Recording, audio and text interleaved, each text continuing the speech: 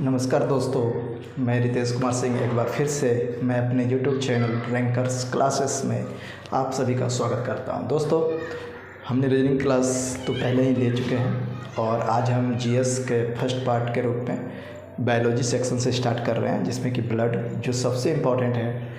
और बायोलॉजी तो अपने आप में इम्पॉर्टेंट है और बायोलॉजी में ये टॉपिक ब्लड बहुत ही ज़्यादा इम्पॉर्टेंट है। इसमें blood relation, blood groups, blood के बारे में, ब्लड का कॉन्स्टिट्यूएंट्स के बारे में आपको पढ़ना है, उसके फंक्शंस के बारे में पढ़ना है। और वीडियो के दरमियान मैं आपको वो सारे चीज़ बताते रहूँगा जो कि बोर्ड में नहीं लिखा हुआ है, लेकिन आपको ध्यान से सुनना है। जो कि क्वेश्चंस आए हुए हैं वो मैं बोलूँगा और आप उसको नोट डाउन कर लेंगे। आइए, सबसे पहले ब्लड क्या है? ब्लड एक फ्लूइड कनेक्टिंग टिश्यू है। फ्लूइड कनेक्टिंग टिश्यू का मतलब, फ्लूइड किसको कहते हैं? जो बहने का प्रवृत्ति रखता है, जो जैसे कि द्रव हो गया, लिक्विड हो गया या गैस हो गया, इसको दोनों को मिला के हम फ्लूइड कहते हैं। तो ब्लड भी हमारे बॉडी में, पूरा शरीर में बह रहा है, इसलिए फ्लूइड है। और कनेक्टिंग क्यों है? क्योंकि ये पूरा बॉडी को आपस में कनेक्ट करता है। और टिश्यू किसको कहते हैं? टिश्यू कहते हैं जब बहुत सारे ग्रुप्स ऑफ सेल्स को, groups of specific cells which perform specific function is called tissue. मतलब एक सेल का, कोशिका का समूह को हम लोग कहते हैं उत्तक। टिश्यू को हिंदी में उत्तक कहते हैं, हम लोग उसको टिश्यू। तो जब बहुत सारे सेल्स, एक तरह के सेल्स जब बहुत सारे जमा हो जाते हैं, तब जाके टिश्यू का निर्माण होता है। और ब्लड एक तरह का टिश्यू है, सेल नहीं है। क्यों? क्योंकि इसमें बहुत तरह के तीन तरह के सेल्स हैं इसमें, और इसीलिए हम इसको टिश्यू बोलते हैं। तो पहला क्वेश्चन आपसे यही पूछा जाएगा कि ब्लड कैसा है, क्या है। एक ऑप्शन दे देगा सेल है, एक ऑप्शन दे देगा टिश्यू है। तो टिश्यू में पूछ देगा कौन सा टिश्यू है, तो आपको बोलना है फ्लूइड कनेक्टिंग टिश्यू है, बहने वाला टिश्यू उत्तक है। पहला क्वेश्चन तो ये। दूसरा बात कि जब भी हम लोग, आप देखे होंगे कि ब्लड का कलर कैसा होता है? रेड होता है। रेड कलर ऑफ ब्लड क्यों होता है? क्योंकि ब्लड में एक पिगमेंट पाया जाता है जिसका नाम है हीमोग्लोबिन। हीमोग्लोबिन एक ऐसा पिगमेंट है जो कि कलर को, ब्लड को रेड कलर देने का लिए रिस्पॉन्सिबल है। और हीमोग्लोबिन के बारे में एक चीज़ आप याद रखेंगे कि हीमोग्लोबिन का मेन काम क्या है। हीमोग्लोबिन का मेन काम है सिर्फ रंग प्रदान करना नहीं, हीमोग्लोबिन का मेन काम है कि ऑक्सीजन को कैरी करना। ब्लड का मेरा मेन काम यही है कि ऑक्सीजन को कैरी करना, हमारे बॉडी में जितना वेस्ट मटेरियल है उसको कैरी करना, जितना भी न्यूट्रिशन है हम जो खाए वो आखिर लास्ट में कहाँ जाता है? इंटेस्टाइन से, आंत से वो हमारे ब्लड में जाता है। और ब्लड से होते हुए हमारे शरीर के हर एक कोशिका तक पहुँचा दिया जाता है। और कोशिका में जो मौजूद गंदगी है या वेस्ट प्रोडक्ट है, नाइट्रोजनस वेस्ट है, वो उसी ब्लड के माध्यम से फिर किडनी तक जाता है और किडनी ने वो सारे वेस्ट को निकाल के यूरिन का फॉर्मेशन करता है। तो इस तरह से ब्लड का बहुत सारा काम है। ब्लड का पहला काम ऑक्सीजन को कैरी करना, दूसरा काम न्यूट्रिशन को कैरी करना, तीसरा काम जो वेस्ट प्रोडक्ट है जो सेल से निकल के आया उसको कैरी करना, सबको धोने का काम करता है। और हीमोग्लोबिन का एक स्पेशल काम है। हीमोग्लोबिन का मात्र एक काम है, अभी अब जितना काम पढ़े उसमें से हीमोग्लोबिन का एक ही काम है, वो है ऑक्सीजन को कैरी करना। अब ऑक्सीजन को कैरी करता कैसे है ये हीमोग्लोबिन? देखिए, हीमोग्लोबिन जब ऑक्सीजन के साथ रिएक्ट करता है एक कंपाउंड बनाता है ऑक्सी हीमोग्लोबिन। जब मैं यहाँ पर लिख रहा हूँ, जब हीमोग्लोबिन को Hb से लिख करते हैं, जब हीमोग्लोबिन ऑक्सीजन से रिएक्ट करता है तो ये बनाता है ऑक्सी हीमोग्लोबिन। ऑक्सी हीमोग्लोबिन नाम का एक कंपाउंड बनाता है। और ये अनस्टेबल कंपाउंड है, मतलब पूरा तरह से ये बॉन्ड स्ट्रॉन्ग बॉन्ड नहीं है, मजबूत बॉन्ड नहीं है। जब ज़रूरत पड़े ये बॉन्ड टूट जाता है। स्ट्रॉन्ग बॉन्ड ना होने के कारण ये जैसे ही सेल तक पहुंचता है और सेल को वो अपना ऑक्सीजन दे देता है। अगर स्ट्रॉन्ग बॉन्ड रहता तो ये सेल को ऑक्सीजन नहीं दे पाता। अब दूसरा क्वेश्चन आपसे पूछा जाएगा कि क्या हो अगर हम ऑक्सीजन की जगह पे कार्बन मोनोऑक्साइड को कार्बन मोनोऑक्साइड को अगर हम सांस ले लें, मतलब ऑक्सीजन के जगह पे अगर हम सांस के रूप में कार्बन मोनोऑक्साइड को अगर इनहेल कर लेते हैं तो क्या प्रयोजन होगा, इसका रिजल्ट क्या होगा? तो आपको याद रखिएगा दोस्तों कि जब भी हीमोग्लोबिन कार्बन मोनोऑक्साइड के साथ रिएक्ट करेगा तो ये बनाएगा कार्बोक्सी हीमोग्लोबिन, जो कि 300 टाइम मोर स्टेबल है। 300 टाइम मोर स्टेबल है किससे? इससे। मतलब मेरा कहने का सिंपल सा बात ये है कि जब हीमोग्लोबिन ऑक्सीजन को कैरी करेगा तो ये ऑक्सी हीमोग्लोबिन बनाएगा। एक कंपाउंड है जो कि टेम्प्रोरी कंपाउंड है। लेकिन जब हीमोग्लोबिन को अगर मान लीजिए कि अगर हम लोग, और कार्बन मोनोऑक्साइड एक बहुत जहरीला गैस है, और कार्बन मोनोऑक्साइड का सबसे प्रमुख सोर्स क्या है, कहाँ से निकलता है, तो वो है ऑटोमोबाइल से, मतलब गाड़ी के धुआं से। वो प्रमुख रीजन है जहाँ से कि कार्बन मोनोऑक्साइड एटमॉस्फेयर में आता है। अगर आप मान लीजिए रोड पे चल रहे हैं तो आप बोलेंगे कि हम कार्बन मोनोऑक्साइड तो नहीं गए सांस लेने। आप रोड पे अगर चल रहे हैं तो अगर अब थोड़ा सा भी अगर कार्बन मोनोऑक्साइड अगर आपके शरीर में आता है तो वो इतना स्टेबल है, वो हीमोग्लोबिन का इतना अच्छा दोस्त है कि वो ऑक्सीजन को छोड़ देगा। मान लीजिए कि 5% अगर आपके शरीर में कार्बन मोनोऑक्साइड आ गया और बाकी जो बचा 95% वो अगर ऑक्सीजन है, फिर भी हीमोग्लोबिन इस कार्बन मोनोऑक्साइड के साथ रिएक्ट कर लेगा, क्योंकि ये इसका परम मित्र है, और इससे ये बना लेगा कार्बोक्सी हीमोग्लोबिन, जो कि इस वाले कंपाउंड से ये जो बनाया था ऑक्सी हीमोग्लोबिन, उससे ये 300 गुना ज़्यादा स्ट्रॉन्ग है। तो ये इससे ये नहीं बना के ये बना लेगा, और जैसे ही ये बनाएगा तैसे ये क्या होगा। अब हीमोग्लोबिन का क्या काम था, हीमोग्लोबिन का काम था कि ऑक्सीजन को हर एक सेल तक पहुंचाना। अब ये कार्बोक्सी हीमोग्लोबिन बना लिया तो हर एक सेल तक ऑक्सीजन नहीं पहुंचा पाएगा। जैसे ही ऑक्सीजन को हर एक सेल तक नहीं पहुंचा पाएगा तो आपका सेल क्या होने लगेंगे, मरने लगेंगे, और आपको सफोकेशन का मतलब दम घुटना, और अधिक अगर इनहेल हो गया कार्बन मोनोऑक्साइड तो आपका जान भी जा सकता है। इसीलिए रूम हीटर, ये आप कभी सुने होंगे, रूम हीटर जब हम यूज करते हैं तो रूम को खोल देना चाहिए थोड़ा, मतलब कहीं एक ऐसा जगह छोड़ना चाहिए रूम में, पूरा रूम पैक करके, जैसे ठंडी में हम लोग चलाते हैं रूम हीटर तो पूरा रूम पैक कर देते हैं। उस केस में क्या होता है कि जो एयर उस रूम में था, ऑक्सीजन था, वो रात के समय जैसे आपका हीटर जल रहा है तो वो क्या करते रहता है कि उस ऑक्सीजन को कार्बन मोनोऑक्साइड में कन्वर्ट करते रहता है। तो एक समय ऐसा आएगा, आप तो सोए रहेंगे, एक समय ऐसा आएगा कि उस कमरे का सारा ऑक्सीजन खत्म हो जाएगा, और उस केस में कार्बन मोनोऑक्साइड का कंसंट्रेशन बढ़ जाएगी, और आप सो रहे हैं और आप कार्बन मोनोऑक्साइड को इनहेल करते जा रहे हैं। ऐसे में आपका सेल्स को वो प्रॉपर मात्रा में ऑक्सीजन नहीं मिलेगा और आपका सेल्स मर जाएगा, जिसके कारण से आपकी डेथ भी हो सकती है, दम घुटने से कारण आपकी डेथ हो जाएगी। इसीलिए ये क्वेश्चन यहाँ पर आपसे बहुत बार पूछेगा कि कार्बन मोनोऑक्साइड के साथ ये अपना कितना टाइम से स्टेबल है, तो 300 गुना स्टेबल है। क्या बनाता है, तो कार्बोक्सी हीमोग्लोबिन बनाता है। हीमोग्लोबिन ऑक्सीजन के साथ क्या बनाता है, तो ऑक्सी हीमोग्लोबिन, जो कि कार्बोक्सी हीमोग्लोबिन से 300 टाइम कम स्टेबल है, ये ज़्यादा स्टेबल है। अब आइए हम लोग ऑक्सीजन, अब ब्लड पे आ रहे हैं। ब्लड में पहला तो हम बताएं कि ये फ्लूइड कनेक्टिंग टिश्यू है। दूसरा, ब्लड का पीएच पूछेगा। पीएच मतलब ये एसिडिक है कि बेसिक है, मतलब अम्लीय है कि क्षारीय है। तो ये एक तरह का क्षारीय है, मतलब बेसिक है, अल्कलाइन है। अल्कलाइन करने का मतलब इसका पीएच का वैल्यू 7 से ज़्यादा होगा।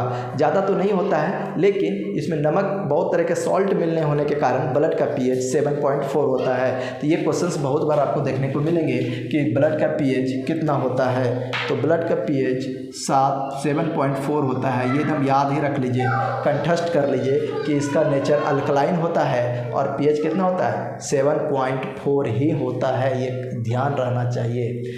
आते हैं ब्लड जो है हमारे बॉडी का, अगर हम पूछेंगे हमारे बॉडी में कितना, तो 5 से 6 लीटर ब्लड अमूमन हमारे बॉडी में रहता है, जो कि हमारे बॉडी का टोटल वेट का 65% वेट केवल और केवल ब्लड ही कैरी करता है।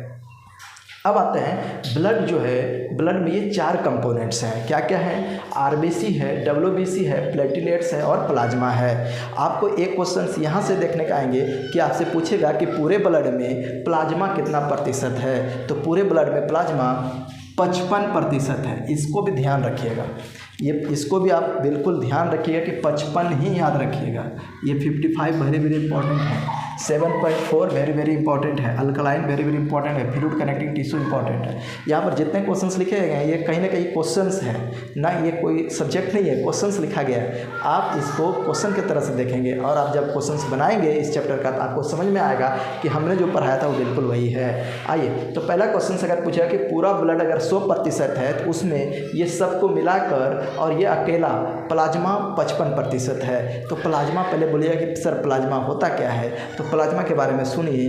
प्लाज्मा एक तरह का येलोइश कलर का, मतलब पेल येलो मतलब पूरा पीला नहीं, हल्का पीला तरह का एक फ्लूइड होता है जो कि ब्लड में ही रहता है। तो जब भी आप ब्लड टेस्ट कराने जाते हैं तो जब भी आपको उसमें क्या होता है, सीरम कहता है ना, सीरम का मतलब ये प्लाज्मा, सीरम का मतलब प्लाज्मा। और एक चीज़ और याद रखिएगा कि प्लाज्मा के अंदर ही एंटीबॉडी रहता है। एंटीबॉडी वो चीज़ है जो कि आपको किसी भी तरह का इन्फेक्शन या किसी भी तरह का बैक्टीरिया वायरस से मारने में हेल्प करता है। तो वही चीज़ है कि जब आप कोरोना का पीरियड था तो आपने देखा होगा कि बहुत जो लोग कोरोना जिनको हुआ था और वो सर्वाइव कर गए, मतलब ज़िंदा रह गए, तो उनको कहता था कि ब्लड डोनेट कीजिए। क्यों ब्लड डोनेट कीजिए? क्योंकि उनके ब्लड से ये प्लाज्मा निकाला जाता और उस प्लाज्मा में रहता है एंटीबॉडी। उस एंटीबॉडी को निकाल लिया जाता और उस एंटीबॉडी को जो व्यक्ति को दिया जाता, जिस व्यक्ति को अभी कोरोना है, तो वो डायरेक्ट उसके बॉडी में एंटीबॉडी को जाता और उस कोरोना वायरस को मार देता। तो इसलिए ये प्लाज्मा बहुत वेरी इंपॉर्टेंट है, क्योंकि प्लाज्मा जो है अकेला पूरे ब्लड का 55% भाग कैरी करता है। बाकी कितना बचा? 45%। 45% में ये तीनों है, आरबीसी, डब्ल्यूबीसी और प्लेटलेट्स, ये तीनों मिला के 45%, और अकेला प्लाज्मा 55% है। प्लाज्मा में अधिकतर कुछ होता नहीं है, प्लाज्मा में अधिकतर मात्रा में उसमें क्या रहता है? वाटर, लगभग 90 से 92% वाटर है। बाकी कुछ प्रोटीन्स है, जैसे एल्ब्यूमिन है, ग्लोब्यूमिन है, ये सब कुछ प्रोटीन्स प्लाज्मा में देखने को मिलता है और प्लाज्मा एंटीबॉडी कैरी करता है। दूसरा काम अगर हम प्लाज्मा का बात करें तो प्लाज्मा जो होता है वो तो पहले तो हम बता चुके कि एंटीबॉडी कैरी करता है। दूसरा बात प्लाज्मा के साथ है कि ये जो वेस्ट है, ये न्यूट्रिशन है, वो प्रोटीन है, ये सब कैरी यही करेगा। ब्लड में ऑक्सीजन का कैरी करने का काम हीमोग्लोबिन करता है, लेकिन इसके अलावा भी ब्लड का काम है ना। जो हम खाना खाए, वो जो न्यूट्रिशन खाए, विटामिन खाए, मिनरल्स खाए, वो हमारे हर एक सेल तक कैसे पहुंचता है, हमारे बॉडी के हर एक अंग तक कैसे पहुंचता है? तो ब्लड के थ्रू। तो ब्लड में कौन कैरी करता है उसको? ये प्लाज्मा कैरी करता है, न कि हीमोग्लोबिन कैरी करता है। याद रखिए, हीमोग्लोबिन का काम सिंपल है, ऑक्सीजन को कैरी करना, सिर्फ ऑक्सीजन को पूर्ति करने का काम हीमोग्लोबिन का है।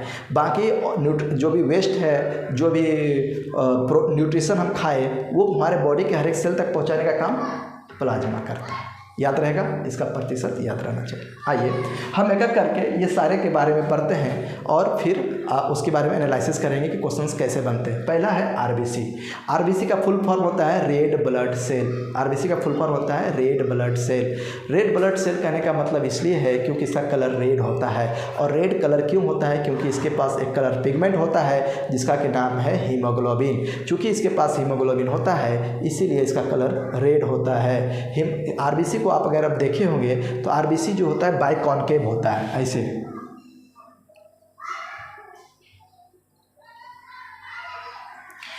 अब एक टॉफ़ी आता है एल्पेनलीबे, अगर आप उसको देखे होंगे तो देखे होंगे चारों बगल ऊंचा रहता है, बीच में गड्ढा रहता है। सेम उसी तरह का बाइकॉन्केव उसको कहते हैं। वो बाइकॉन्केव टाइप का जो होता है सेल, उसको कहते हैं आरबीसी, रेड ब्लड सेल। इसका एक और नाम है इरिथ्रोसाइट। तो बहुत बार आपसे क्वेश्चन इरिथ्रोसाइट्स पूछ देगा कि इरिथ्रोसाइट्स क्या है, तो आपको समझना चाहिए कि इरिथ्रोसाइट कुछ और नहीं, ये आरबीसी ही है। आइए, इसका शेप होता है बाइकॉन्केव शेप। हमने आपको बताया कि बाइकॉन्केव शेप क्या होता है। इसका लाइफ टाइम से बहुत क्वेश्चन पूछा है कि आरबीसी कितना दिन तक जिंदा रहता है, तो आरबीसी 120 दिन तक जिंदा रहता है। कहीं ऑप्शन में 120 ना देके 4 वीक दे देगा। 120 दिन के जगह पे आपको सप्ताह में भी पूछ देगा, तो आप सप्ताह में भी कन्वर्ट कर लेंगे। तो जनरली 120 दिन आपको क्वेश्चन को देखने को मिलेगा। इसका 120 दिन लाइफ स्पेन होता है। इसका फॉर्मेशन, अब बोलिए कि रेड ब्लड सेल कहाँ पर बनता कहाँ है हमारे बॉडी में? क्यों? क्योंकि हर एक 120 दिन में अगर ये मर जाता है तो ज़रूर है कि इसको बनना होना चाहिए, नहीं तो हमारे बॉडी में ब्लड की कमी हो जाएगी। तो इसका बनता है बोन मेरो में। अब आप पूछिए कि बोन मेरो क्या होता है, तो ये बोन मेरो को हिंदी में कहते हैं अस्थि मज्जा। अस्थि मज्जा का मतलब होता है जितना भी लॉन्ग बोन्स है हमारे पास, जैसे कि हमारे फीमर का बोन, फीमर का मतलब बोला जाए तो ये कमर के नीचे जो जांघ के पास जो हड्डी है आपका एक, वो बहुत मोटा हड्डी होता है। और जो भी मोटा हड्डी है हमारे बॉडी में, उसके बीच में एक, जैसे कि मान लीजिए ये मेरा अगर बोन है, अगर ये मेरा बोन है, ये है मेरा फीमर, जो कि जांघ के पास जो हड्डी होता है उसका नाम है फीमर। तो फीमर सबसे लंबा बोन भी है। एक क्वेश्चन ऐसे भी आप याद रख सकते हैं। तो इसके अंदर बहुत सारा, इसके अंदर खाली रहता है, कैविटी रहता है, और इसके अंदर नस रहता है जिससे कि ब्लड आता है और ब्लड जाता है। आप कभी भी चिकन उकन खाए होंगे तो उसमें भी आपको जो लेग पीस मिलता है, लेग पीस के अंदर आप देखे होंगे कि एक मसल्स रहता है। उस मसल्स को हम लोग कहते हैं बोन मेरो। इसको हम लोग कहते हैं बोन मेरो। इसको हम लोग कहते हैं बोन मेरो। तो ये बोन मेरो वही है और इसी में जाके आरबीसी का निर्माण होता है। मतलब रेड ब्लड सेल यहीं पर बनता है। तो जितना लॉन्ग बोन्स है उसके बोन मेरो में आरबीसी का निर्माण होता है। आइए, क्या इसके पास न्यूक्लियस है? क्यों? क्योंकि एक सेल है। देखिए ये क्या है, एक सेल है, और इसलिए बोले थे ना कि ब्लड एक टिश्यू है, ना कि एक सेल है। कोशिका नहीं है, सेल है, क्योंकि देखिए इसके पास सेल है। तो अब इसमें क्या न्यूक्लियस रहता है? तो नहीं, इसके पास न्यूक्लियस नहीं रहता है। तीसरा, इसका क्या काम है? आरबीसी का क्या काम है? तो चूंकि आरबीसी रेड कलर का होता है, इसके पास हीमोग्लोबिन है, इसलिए इसका मुख्य काम क्या होगा कि ऑक्सीजन को कैरी करना। इसका मुख्य काम ऑक्सीजन को कैरी करना है। अब पूछा जाए कि ऑक्सीजन अगर इसका लाइफ 120 दिन है तो ये मरता कहाँ है? हमने देख लिया कि जन्म लेता है बोन मैरो में, तो आखिर मरता कहाँ है? तो मरता ये जनरली स्प्लीन में है। स्प्लीन को हम लोग हिंदी में प्लीहा बोलते हैं, और या फिर लीवर में। तो ऑप्शन अगर आपको स्प्लीन ना रहे तो आप प्लीहा मारेंगे, लेकिन पहला ऑप्शन अगर आप स्प्लीन मिलता है तो स्प्लीन मारेंगे। इसीलिए स्प्लीन या लीवर को हम लोग क्या कहते हैं कि आरबीसी का कब्रगाह कहते हैं, ग्रेवयार्ड। यहाँ लिखा हुआ, इसको ग्रेवयार्ड कहते हैं। ग्रेवयार्ड करने का मतलब कब्रगाह। आरबीसी का कब्रगाह को, आरबीसी का कब्रगाह किसको कहते हैं? तो स्प्लीन या लीवर को कहते हैं, क्योंकि यहीं पर आके आरबीसी जो है मर जाता है, और उसी मरा हुआ आरबीसी को लीवर यूज कर लेता है, और बिलिरुबिन एक पिगमेंट जनरेट करता है। वो हम लोग आगे जब लीवर पढ़ेंगे तो वहाँ पर हम डिटेल में आपको बताएंगे। अब आते हैं, अब एक चीज़ और इसमें आपको ध्यान रखना है कि अगर बॉडी में आरबीसी का या फिर ब्लड का कमी हो जाए तो कौन कौन से बीमारी आपको देखने को मिलेंगे। तो आपको सबसे पहले आप इसका स्क्रीनशॉट ले लें, मैं ये साइड को रब करूँगा।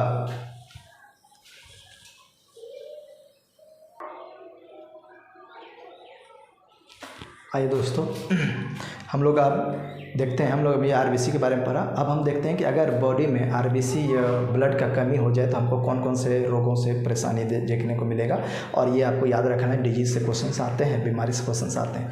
तो पहला आप जानते हैं, बहुत कॉमन बीमारी है कि अगर बॉडी में ब्लड की कमी हो जाए, तो आपसे बहुत बार क्वेश्चन आया कि अगर बॉडी में ब्लड की कमी हो जाए या आरबीसी की कमी हो जाए तो कौन सा बीमारी हो जाएगा। तो उसको आंसर हो जाएगा एनीमिया। एनीमिया एक ऐसा बीमारी है जिसमें कि बॉडी जो है एनफ ब्लड नहीं बना पाता है, मतलब आरबीसी नहीं बन पाता है, आरबीसी का कमी हो जाता है। तो अगर आरबीसी का कमी हो जाएगा तो हीमोग्लोबिन का कमी हो जाएगा।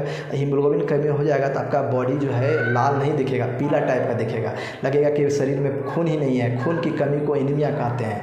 और खून को बनने के लिए क्या जरूरत है? आयरन, क्योंकि हीमोग्लोबिन जो है, हीमो और ग्लोबिन दो वर्ड मिलकर बना है, एक है हीमो और एक है ग्लोबिन। तो हीमो का मतलब होता है आयरन और ग्लोबिन का मतलब होता है प्रोटीन। तो एक आयरन का बना हुआ प्रोटीन ही है हीमोग्लोबिन, और हीमोग्लोबिन कुछ है नहीं। तो हीमोग्लोबिन अगर बनेगा तो आरबीसी बनेगा, ब्लड बनेगा। तो अगर हीमोग्लोबिन अगर बनाना है तो आयरन का कंट्रीब्यूशन लेना होगा, आयरन आपको ज़्यादा मात्रा में खाना होगा। तो आयरन सबसे ज़्यादा किस में पाया जाता है? तो आयरन सबसे ज़्यादा मेथी में पाया जाता है, उसके बाद पालक में पाया जाता है, सेब में पाया जाता है, बाकी तमाम हरी सब्जियों में पाया जाता है। तो सबसे ज़्यादा आप जानते हैं कि पालक में, मेथी के पत्ते में पाया जाता है आयरन। तो पहला बीमारी जो होगा आपको ब्लड की कमी से, वो है एनीमिया। एनीमिया मतलब खून की कमी। खून की कमी में इसमें लेस हो जाएगा आरबीसी, लेस हो जाएगा ब्लड, लेस हो जाएगा, आपका शरीर पीला दिखने लगेगा, और इसमें आयरन और फॉलिक एसिड की कमी हो जाती है। तो जब भी आपको एनीमिया का बीमारी होता है, अक्सर ये प्रेग्नेंट औरत के साथ होता है कि जो औरत प्रेग्नेंट होती है तो उनको पहले महीना से ही आयरन और फॉलिक एसिड का गोली दिया जाता है, ताकि शिशु और जच्चा बच्चा दोनों स्वस्थ रह सके। क्योंकि अक्सर प्रेग्नेंट महिला में एनीमिया का परसेंटेज बहुत ज़्यादा देखने को मिलता है, और बुजुर्ग में भी देखने को मिलता है। बुजुर्ग में क्योंकि उसमें बोन मैरो उतना स्ट्रॉन्ग काम नहीं करता है, इसके कारण से बुजुर्ग में भी आपको एनीमिया का प्रॉब्लम देखने को मिलेगा। तो एनीमिया में अगर होता है तो इसमें आयरन और फॉलिक एसिड की कमी हो जाएगी, और आपको इसका सिंपल ट्रीटमेंट है, कोई विशेष प्रॉब्लम नहीं है। आप आयरन और फॉलिक एसिड का या तो दवाई आप ले सकते हैं, या फिर आप सरकारी हॉस्पिटल में भी बिल्कुल फ्री अवेलेबल है। दूसरा बात, आप अपना डाइट को सुधार लीजिए। मात्रा आयरन का जिसमें ज़्यादा है, जैसे कि पालक ज़्यादा खाएंगे, मेथी ज़्यादा खाएंगे, सेब में भी बहुत मात्रा में आयरन मिलता है, तो वो सारी चीज़ आप खाएंगे, अनार खाएंगे, तो आपको ऑटोमेटिक से आपका आयरन लेवल बढ़ जाएगा और बॉडी में ब्लड का मात्रा बढ़ जाएगा। दूसरा जो बीमारी है वो है थैलेसेमिया। ये बीमारी को याद रखिएगा, थैलेसेमिया एक ऐसा बीमारी है जो कि हेरिडेटरी है। हेरिडेटरी कहने का मतलब एनीमिया किसी को भी हो सकता है, लेकिन ये थैलेसेमिया जो है केवल और केवल उसी को होगा जिसके कि मदर या फादर को ये बीमारी है। हेरिडिटी का मतलब वंशानुगत होता है। वंशानुगत कहने का मतलब एक वंश से दूसरे वंश, एक जनरेशन से दूसरे जनरेशन में ट्रांसफ़र किया जाता है। अक्सर ये कहा जाता है कि थैलेसीमिया जो है अलेक्जेंडर का जो आर्मी था उससे भारत में आया था। अलेक्जेंडर कौन है? भाई सिकंदर, जिसको कि हम लोग अलेक्जेंडर महान कहते हैं, सिकंदर द महान। तो वो जब आर्मी यहाँ अटैक किए थे हमारे यहाँ और हमारे पोरस से, हमारे राजा पोरस से लड़ाई हुआ था, तो कहा जाता है कि उनके सेना में ये थैलेसीमिया था और उनके कुछ उन्हीं से ये यहाँ पर भारत में फैल गया है, तो ऐसा कहा जाता है। चलिए, थैलेसीमिया एक हेरेडिटरी बीमारी है जो कि वंशानुगत है। ये कौन सा बीमारी है? इसमें बॉडी एनफ हीमोग्लोबिन बना ही नहीं पाता है। इसमें बॉडी जो है कितना भी कुछ खा लीजिए, इसमें हीमोग्लोबिन नहीं बना पाएगा। तो इस तरह की बीमारी को हम लोग थैलेसीमिया कहते हैं। और तीसरा तरह का बीमारी है एरिथेमिया। अब आप देखिए, यहाँ नेचर जो हमारे शरीर को बनाया है ये बिल्कुल संतुलित करके बनाया है। अगर कोई भी चीज़ का कंसंट्रेशन हद से ज़्यादा हो जाए तो वो भी बीमारी है, उससे कम हो जाए तो भी बीमारी है। ब्लड अगर कम हो रहा है तो एनीमिया हो गया, ब्लड अगर ज़्यादा हो गया तो एरिथेमिया हो गया। मतलब आरबीसी का अगर काउंट बढ़ रहा है तो भी प्रॉब्लम है, आरबीसी का काउंट घट गया तो भी प्रॉब्लम है। बैलेंस बना के रखना है दोस्तों। देखिए, एरिथेमिया का मतलब आरबीसी का काउंट बढ़ गया था। यहाँ एनीमिया में क्या हो रहा था? घट गया था। आरबीसी का काउंट यहाँ देखिए बढ़ गया, जिसके कारण से क्या हो गया कि खून जो है वो मोटा हो गया, और जब खून मोटा होगा तो नस में चलने में ब्लॉकेज करेगा, बहुत धीमे धीमे चलेगा। उससे रिलेटेड आपको हार्ट का बीमारी भी हो सकता है। स्किन जो है वो ब्लूइश हो जाएगा, स्किन जो है ब्लू कलर का आपको देखने को मिलेगा। अब हम लोग आते हैं WBC पे, आप इसको स्क्रीनशॉट ले सकते हैं।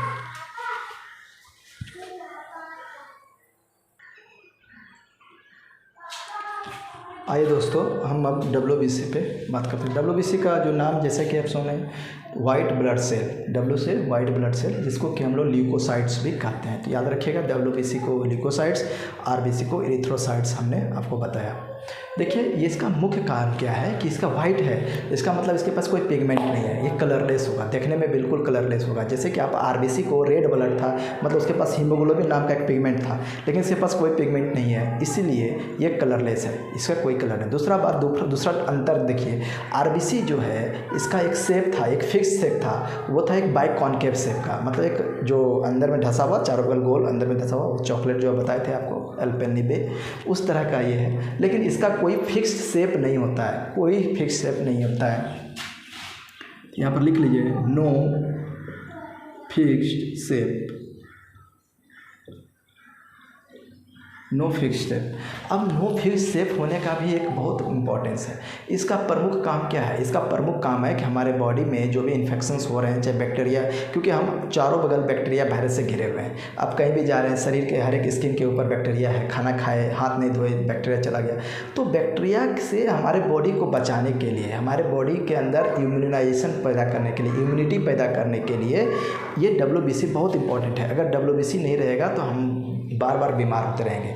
और आपको याद है ना, इस एक बीमारी है जिसका नाम है एड्स में क्या होता है कि एड्स में क्या होता है कि WBC के लेवल को घटा देता है, मतलब लिम्फोसाइट्स और मोनोसाइट्स का लेवल घटने लगता है। तो उससे क्या होता है कि हमारा बॉडी का जो प्रतिरोधन क्षमता है वो घट जाता है, जिसके कारण से एड्स के जो मरीज होते हैं वो अक्सर बहुत सारी बीमारी से ग्रसित साथ साथ हो जाएंगे। उनको अगर तबीयत खराब होगा तो जल्दी ठीक नहीं होगा, उनको TB हो जाएगा, उनको सर्दी होगा, खांसी होगा तो बहुत लंबे लंबे दिन तक चलेगा। तो क्यों? उनका बॉडी का प्रतिरोधन क्षमता कम हो गया। तो WBC हमारे बॉडी को प्रोटेक्ट करने का काम करता है बीमारियों से, इसलिए बहुत इंपॉर्टेंट है। इसका शेप, आकार, एक रूप सेम नहीं होता है, मतलब चेंज करते रहते हैं अमीबा की तरह। ऐसा क्यों होता है? इसलिए होता है क्योंकि अगर मान लीजिए ये ब्लड में बह रहे हैं, लेकिन अगर ब्लड के बाहर अगर उनको पता चला कि कहीं पर कोई वायरस आ गया है या बैक्टीरिया आ गया है, तो वो जो दो सेल के बीच में जो छोटा सा गैप है, जैसे कि अगर हम मान लेते हैं ये मेरा सेल है, ये सेल है, ये सेल है,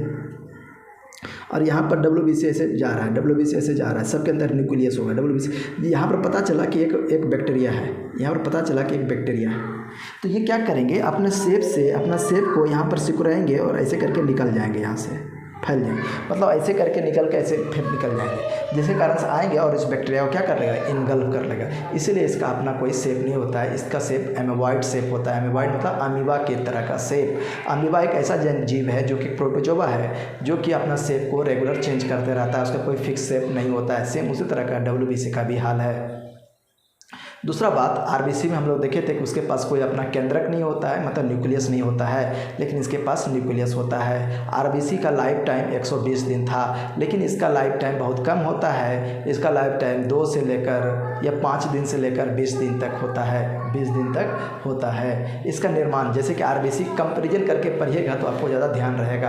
आरबीसी में हम लोग पढ़े थे कि आरबीसी में जो निर्माण हो रहा था वो बोन मैरो में हो रहा था, मतलब अस्थि मज्जा में हो रहा था। इसका भी निर्माण अधिकतर अस्थि मज्जा में होगा, लेकिन इसके अलावा भी 2 जगह पे इसका निर्माण होगा। वो होगा स्प्लीन और लिम्फ नोड। लिम्फ नोड वही है जहाँ पर कि जो लिम्फ एक तरह का फ्लूइड है, जो कि कलरलेस फ्लूइड होता है, जो कि ब्लड के साथ साथ एक तरह के नस में बहता है, जिसको, और वो एक नोड्स होते हैं। जैसे कि हमारे यहाँ पर कभी आप देखे होंगे कि जब आपका फीवर होता है या फिर आपके बॉडी में इन्फेक्शन होता है तो लिम्फ फैल जाता है। यहाँ पर भी बहुत ज़्यादा लिम्फ नोड्स हैं हमारे पास। यहाँ पर गिल्टी, इसको गिल्टी कहते हैं ना, वही है लिम्फ। तो वो लिम्फ है, वो जिसको हम लोग कहते हैं। तो वो लिम्फ में अगर सूजन हो रहा है, इसका मतलब ये हो गया कि आपके बॉडी में कोई ना कोई इन्फेक्शन हो गया है। आपका बॉडी का जो इम्यूनिटी सिस्टम है, मतलब WBC, वो आपका उसको दबाने का प्रयास कर रहा है, इसलिए उसने अपने आप को साइज को बढ़ाया ताकि ज़्यादा से ज़्यादा WBC को प्रोड्यूस कर सकें। जब भी आपके शरीर में WBC, जब भी आप ब्लड चेक कराते हैं और आपको अगर कोई फीवर है, बहुत दिन तक नहीं जा रहा है, तो आप जब भी ब्लड चेक कराएंगे, जनरली इसका जो WBC जो रहता है ये लगभग 11,000 के लमसम का रहता है नॉर्मल रेंज। लेकिन जब आप चेक कराएंगे और आपका जब इन्फेक्शन है और आप चेक कराएंगे, फीवर आ रहा है बहुत दिन से, तो आपका पता चलेगा कि WBC का काउंट बढ़ गया है। क्यों बढ़ गया है? जब भी आपको इन्फेक्शन होगा तो WBC अपना काउंट बढ़ाएगा ताकि मैक्सिमम से मैक्सिमम उस बैक्टीरिया जिसके कारण सबको बीमारी हुआ है उसको मारा जा सके।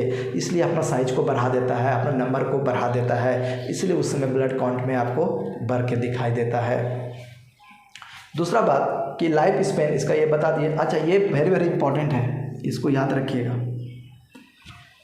आरबीसी और WBC का रेशियो, मतलब अगर आरबीसी आपके बॉडी में, अगर हम एक अनुमान रेशियो आप पढ़े हैं, अनुपात, रेशियो का मतलब होता है कि किस अनुपात में वो बढ़ रहा है या किस अनुपात में वो प्रेजेंट है हमारे बॉडी में। अगर आरबीसी 60 को है, 600 है, तो उसके जगह पे WBC मात्र 1 है। तो आप देख रहे हैं कि कितना रेशियो में एक अंतर है। ये अगर 600 आरबीसी अगर हमारे बॉडी में रहेगा तो उस 600 की जगह पे ये WBC मात्र 1 रहेगा। ये रेशियो बहुत बार पूछा गया है। दूसरा है कि इसका फंक्शन क्या है, तो फंक्शन ये है कि बैक्टीरिया, वायरस और फंगी से हमारे बॉडी को प्रोटेक्ट करने का काम करता है। आइए टाइप्स ऑफ WBC में टाइप्स होते हैं, लेकिन आरबीसी और प्लेटलेट्स में कोई टाइप नहीं है। इसका टाइप्स है और यहाँ से क्वेश्चंस अक्सर बनते हैं। देखिए WBC 2 टाइप्स के होते हैं, एक होता है ग्रेनुलोसाइट्स और होता है अग्रेनुलोसाइट्स। ग्रेनुलो मतलब होता है ग्रेन, जिसके ऊपर एक dot dot dot dot types का बना रहेगा, उसको कहते हैं ग्रेनुलोसाइट्स। और जिसको हम लोग कहते हैं अग्रेनुलोसाइट्स, जिसके ऊपर कोई ग्रेन्स नहीं बना हुआ रहता है। तो ये ग्रेनुलोसाइट्स को फर्दर 3 पार्ट में, टोटल WBC 5 प्रकार के होते हैं। उसमें से 3 जो होते हैं वो ग्रेनुलोसाइट्स के अंदर आते हैं और 2 जो होते हैं वो अग्रेनुलोसाइट्स के अंदर आते हैं। तो ग्रेनुलोसाइट्स में न्यूट्रोफिल्स, बेसोफिल और एसिनोफिल्स आएंगे और अग्रेनुलोफिल्स में मोनोसाइट और लिम्फोसाइट्स आएंगे। एक एक करके आइए हम सबको ध्यान से पढ़ते हैं। सबसे पहले न्यूट्रोफिल्स, आपको नाम याद रखना है और उसका फंक्शन याद रखना है और कुछ नहीं याद रखना। तो पहला न्यूट्रोफिल्स, तो WBC के ये 5 प्रकार में से सबसे ज़्यादा मात्रा न्यूट्रोफिल्स का पाया जाता है। टोटल WBC का 60% अकेला न्यूट्रोफिल्स होता है। तो वही लिखा गया कि 60% ऑफ WBC। इसका मुख्य काम है इन्फेक्शन से बचाता है। जितना भी इन्फेक्शन चाहे बैक्टीरिया, वायरस से हमारे बॉडी में होता है, उससे ये बचाने के लिए रिस्पॉन्सिबल है। ये बैक्टीरिया को मार देता है या फिर उसके ग्रोथ को रोक देता है, जिसके कारण से हमारा बॉडी धीरे धीरे स्वस्थ हो जाता है। दूसरा है बेसोफिल्स। बेसोफिल्स बहुत ही कम, आप अभी अपना ब्लड रिपोर्ट अगर आप देखे होंगे, टोटल ब्लड काउंट अगर आपने करवाया होगा CBC, तो उसमें आप ब्लड के सैंपल में आप देखेंगे, आपका रिपोर्ट जो आया होगा उसमें आप देखे होंगे कि RBC, WBC, हीमोग्लोबिन सारा दिया रहता है। ये सारा का सारा विवरण दिया रहता है कितना क्या है। अगर बेसोफिल्स का मात्रा बहुत नॉर्मल है, 0 से 1%, 0 भी बहुत के बॉडी में 0, 1 से ज़्यादा नहीं होना चाहिए। अगर 1 से ज़्यादा अगर आपको बेसोफिल्स का लेवल दिखाई देगा ब्लड के रिपोर्ट में, तो आप समझ जाइए कि आपके अंदर पैरासाइटिक अटैक हो गया है। पैरासाइटिक का मतलब, पैरासाइट्स वो जीव होता है जो हमारे बॉडी के अंदर रहता है और हमारा ही न्यूट्रिशन यूज करता है। जैसे कि टेप वार्म, राउंड वार्म, जो इसको हम लोग कहते हैं जोक हो गया, एल्बेंडाजोल्स जिसके लिए दवाई हम लोग खाते हैं। तो वो इन्फेक्शन, अगर पैरासाइट्स अगर आपके बॉडी में आएगा तो आप अपना ब्लड का रिपोर्ट देख के आप जान सकते हैं कि आपको क्या प्रॉब्लम है। अगर बेसोफिल्स का लेवल 0 से 1% से ज़्यादा अगर हो गया तो आप समझ जाना है कि आपके अंदर पैरासाइटिक इन्फेक्शन है, आपको एल्बेंडाजोल जैसे दवाई को यूज करना चाहिए। उसके बाद आता है एसिनोफिल्स। एसिनोफिल्स मतलब एसिनोफिलिया आप नाम सुने होंगे। तो एसिनोफिल्स एक एलर्जिक बीमारी है। एलर्जी मतलब अगर किसी भी पेशेंट को अगर एलर्जी बीमारी है, एलर्जी का मतलब किसी तरह से एलर्जी का तो कोई मुख्य काम है नहीं, एलर्जी का कोई मुख्य कारण तो है नहीं। एलर्जी किसी भी चीज़ से हो सकता है, किसी को धूल से, किसी को डस्ट से, किसी को और भी बहुत सारी चीज़ से, खाने पीने से भी एलर्जी हो जाती है। लेकिन एक बीमारी है एलर्जी का जो कि है अस्थमा। अस्थमा एक ऐसा बीमारी है जिसमें कि गला में एक फंगस इन्फेक्शन हो जाता है, जिसके कारण से गला का जो छेद है उसका डायमीटर घट जाता है, जिसके कारण से पेशेंट को सांस लेने में तकलीफ़ होती है। तो उस तरह की बीमारी भी एक एलर्जिक बीमारी है। और जिसको अस्थमा रहेगा वो देखिएगा कि ठंडी के समय में ज़्यादा प्रॉब्लम होता है, गर्मी आने के बाद थोड़ा डाइल्यूट होता है, फैलता है नली, सांस की नली फैल जाती है, तो वो बिल्कुल आराम से जी लेता है। लेकिन सर्दी में उस पेशेंट को ज़्यादा मुश्किल लेना पड़ता है, इसके लिए वो इनहेलर भी यूज करता है। तो जो पेशेंट्स को एलर्जिक बीमारी रहेगा, मतलब कि अस्थमा जैसे पेशेंट को या कोई तरह का एलर्जी है, तो उसका रिपोर्ट में एसिनोफिल्स 3% से ज़्यादा बढ़ के दिखेगा। 3% से अगर ज़्यादा बढ़ के दिख रहा है तो आप समझ जाइए कि आपको एलर्जी का बीमारी हो गया है। दूसरा बात कि एक हिस्टामिन हमने लिखा है। हिस्टामिन आप देखे होंगे कि कभी भी आपको इन्फ्लेमेशन हो जाता है, कहीं आप कुछ गए और हाथ में चिट्टा चिट्टी गोल गोल टाइप का हो जाता है, स्किन के ऊपर फूल जाता है और बहुत इचिंग होता है, खुजलाता है, तो वो पूरा शरीर में हो जाता है। फिर आप एविलोबिन जैसे एंटी हिस्टामिन दवाई खाते हैं तो वो कुछ है नहीं, वो भी एक तरह का एलर्जिक बीमारी है। तो वो जैसे आपके बॉडी में एलर्जी हुआ तो वहाँ का जो बॉडी का जो रिस्पॉन्स है उसने आपको वहाँ से उसको बचाने के लिए हिस्टामिन एक तरह का एंजाइम रिलीज कर दिया। वही हिस्टामिन जो है आपके शरीर पे पूरा रेसिस कर देता है, और जब आप दवाई खाते हैं तो वो एंटा हिस्टामिन होता है जो कि इस हिस्टामिन के सेक्रेशन को रोक देता है, और आप धीरे धीरे देखेंगे कि आपका शरीर बिल्कुल जितना भी ऊपर हुआ था वो बिल्कुल धीरे धीरे कुछ सेकेंड में या कुछ मिनट में या कुछ घंटे में ठीक हो जाता है। तो ये सारे के सारे एलर्जिक रिएक्शन को देखने के लिए आप एसिनोफिल्स का देखेंगे रिपोर्ट में। उसके बाद आता है लिम्फोसाइट और मोनोसाइट। ये दोनों बहुत ही इंपॉर्टेंट हैं। क्यों? क्योंकि लिम्फोसाइट जो होता है ये सबसे छोटा WBC है। ये क्वेश्चन आपको पूछेगा कि ये पाँचों WBC में सबसे छोटा WBC कौन सा है, तो आंसर होगा लिम्फोसाइट्स। और अगर पूछेगा कि सबसे बड़ा WBC कौन है, तो मोनोसाइट्स। और ये दोनों ही बहुत इंपॉर्टेंट हैं, क्योंकि मोनोसाइट्स और लिम्फोसाइट्स ये हमारे बॉडी में एंटीबॉडी बनाते हैं, और वो एंटीबॉडी जो है एंटीजन को मार देता है, जिसके कारण से मेरा जो है हम उस बीमारी से बहुत जल्दी अपने आप को रिकवर कर लेते हैं। इसलिए मोनोसाइट्स और लिम्फोसाइट्स का इंपॉर्टेंस बहुत ज़्यादा है। देखिए, लिम्फोसाइट्स का काम है एंटीबॉडी को निर्माण करना, जिससे कि हमारा बॉडी को प्रोटेक्ट किया जा सके बैक्टीरिया से, फंगस से। उसके बाद आता है मोनोसाइट्स। मोनोसाइट भी बैक्टीरिया, वायरस को और अदर इन्फेक्शंस करने वाले जो भी माइक्रो ऑर्गेनिज्म हैं, जीवाणु हैं, उसको मार देता है, जिसके कारण से हम बिल्कुल आराम से स्वस्थ हो जाते हैं। अब आइए, जैसे कि हमने पढ़ा था कि WBC RBC के केस में कि RBC से कमी या ज़्यादा होने से कौन सा बीमारी होता है, उसी तरह से हम यहाँ WBC से रिलेटेड भी पढ़ेंगे कि WBC का अगर संख्या हमारे बॉडी में 11,000 नॉर्मल है, 11,000 से ज़्यादा हो जाता है, तो क्या हम लोग को लग रहा होगा कि WBC तो बहुत अच्छा चीज़ है, हमारे बॉडी को प्रोटेक्ट करता है, क्यों ना इसका मात्रा को और बढ़ा दिया जाए ताकि हम निरोग रहें। लेकिन दोस्तों, हम आपको फिर से बताते हैं कि नेचर ऐसा बनाया हमारे शरीर को कि किसी का भी मात्रा अगर ज़रा सा फ्लैक्चुएट करता है तो वो कोई ना कोई बीमारी क्रिएट करता है, या फिर उसका मात्रा कम भी नहीं होना चाहिए, ना ही उसका ज़्यादा होना चाहिए। आइए, हमने आपको बताया था कि WBC का मात्रा में, अगर देखिए यहाँ पर एक बीमारी है जिसका नाम है ल्यूकेमिया। ल्यूकेमिया ये बहुत इंपॉर्टेंट बीमारी है जिसको कि हम ब्लड कैंसर भी कहते हैं। तो ब्लड कैंसर कुछ और है नहीं, वो एक ल्यूकेमिया है। ल्यूकेमिया मतलब ब्लड कैंसर अगर हो गया है तो इसका मतलब है कि उनके बॉडी में WBC का काउंट बढ़ गया। देखिए, बढ़ने से प्रॉब्लम हो रहा है, घटने से तो प्रॉब्लम होगा ही, बढ़ने से भी प्रॉब्लम हो रहा है।